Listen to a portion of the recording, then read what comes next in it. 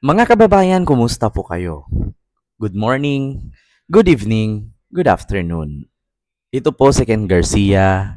Meron naman tayong panibagong pag-uusapan at meron naman tayong panibagong vlog na kung saan, mga kababayan, ay tatalakayin po natin itong kumakalat ngayon na balita, no, at saka sa social media na kung saan isang babaeng sundalo na, correct me if I'm wrong, ito'y naka-base yata sa Amerika or sa ibang bansa, na kung saan naglabas ito ng isang aligasyon na siya daw po ay kasal, no, ni Vice President Sara Duterte noon pong June 27, 2017. So, actually, sorry mga kababayan, sinisinok ako. So, ito po ay kinaklaro lang po natin na hindi po tayo nag-iimbento ng kwento at hindi po tayo gumagawa-gawa ng kwento. Pagkos ito po ay mismo merong video na kung saan i-play po natin para marinig nyo po, no? Ito, mga kababayan, pakinggan nyo po. I-play ko lang po. Okay. Sa mga nagtatanong po sa amin kung totoo po yung bali-balita that ako po at saka si Inday Sara Duterte, the Vice President, got married a long time ago. Kinasal kami noong June 2017. Totoo po yun, but ang tagal na ho noong 2017 po. So, totoong kasal ho kami. And yun po. Something you should know on the Thursday. God bless you. So yun po mga kababayan, narinig nyo naman po siguro, no? Paki-comment po kung narinig ninyo or mahina. Actually nasa TikTok po yan. I-search nyo lang po Sara Duterte kasal. Lalabas po yung video na yan. Bagkos pinakita po natin at pinaparinig po sa inyo. Sorry po kung medyo mahina kasi mahina po yung boses ng babae. Ngunit ayan po ay isa pong aligasyon, no? Actually, mga kababayan, para sa akin, ito po ay kumakalat ngayon. And kung ang iba nga may karapatan mag-react, tayo ba ay wala?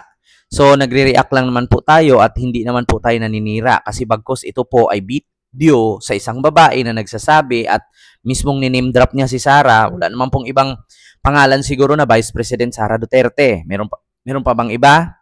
Maliban na lang kung pangalanan nyo ng iba dyan, tapos sabihin yung Vice President, hindi si Sara yan. Ngunit, mga kababayan, ito lang po ang sa akin. Wala naman akong pakialam. Kahit kasalin siya dyan sa tumboy, kasal siya sa bakla, kasal siya sa lalaki. Ang sa akin lang kasi, ang issue dito kasi is yung confidential fund. So, wala naman pong kinalaman yung confidential fund ni Sara dito sa issue ng kasal-kasal sa gender identity issue. Wala naman tayong problema dyan.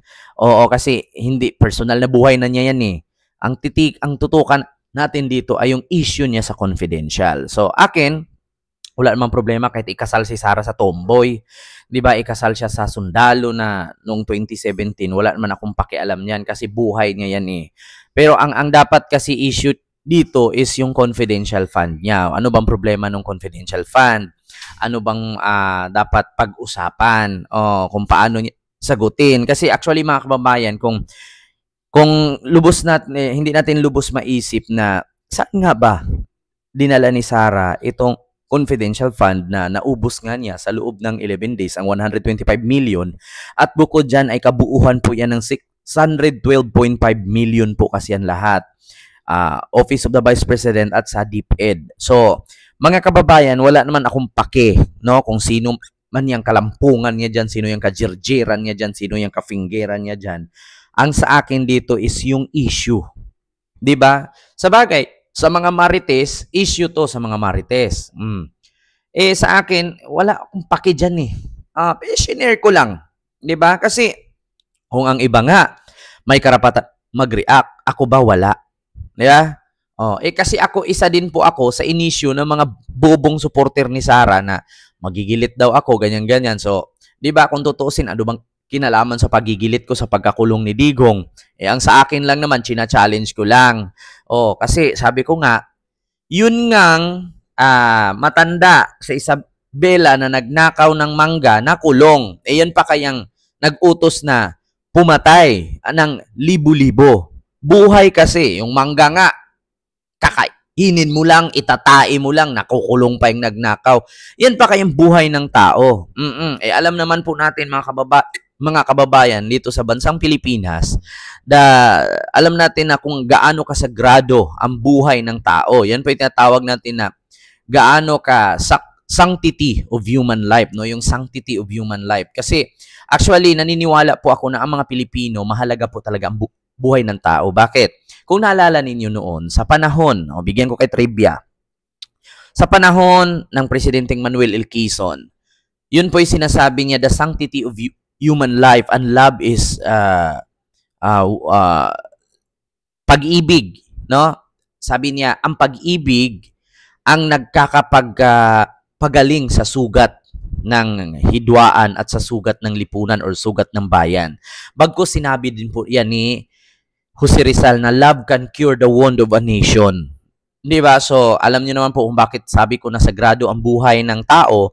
Kasi kung hindi sagrado, bakit kailangan natin tumanggap ng mga refugees sa panahon ng Holocaust ni Adolf Hitler na dito sa Pilipinas tumakbo yung mga dayuhan, yung mga biktima ng refugees, no, sa Holocaust.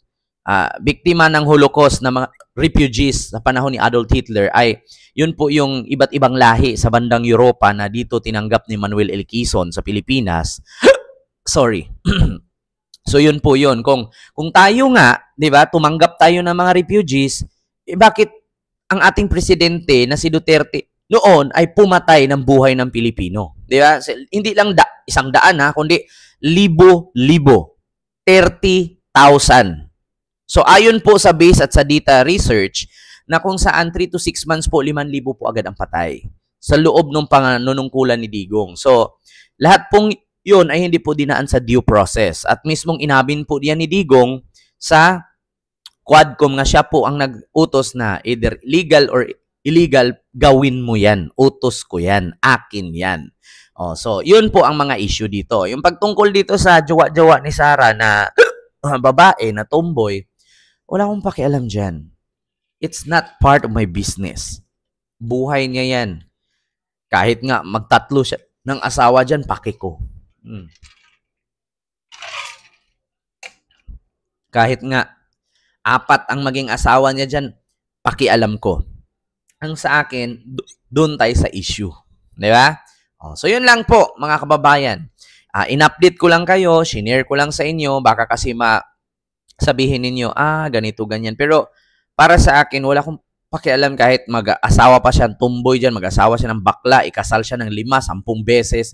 Who cares? Ang sa akin lang, ang may care ako at ang ano ko is yung confidential fund na dapat sagutin niya kasi pera ng taong bayan yan.